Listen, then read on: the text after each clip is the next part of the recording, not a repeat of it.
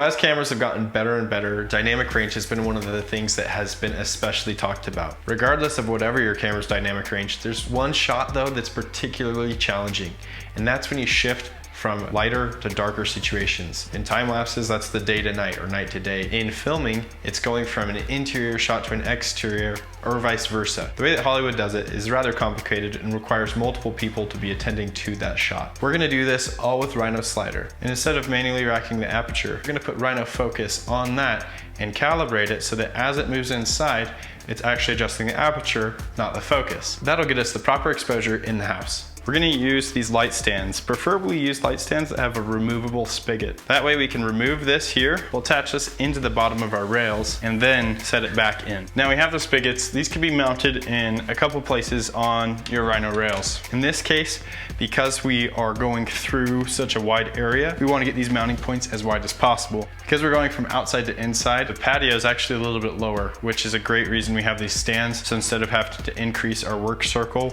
with the base of like a tripod, the light stand base will stay the same. We can just telescope these up. Because we have one on each end of our slider, it will be perfectly stable. Make sure that they're evenly spaced and that the slider is level.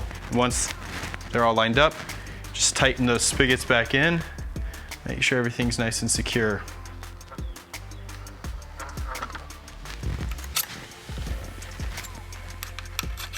Whenever you're switching between rail sizes, you need to go into the settings, which you can just do on the main menu, go over to settings, and then slide down to the slider length.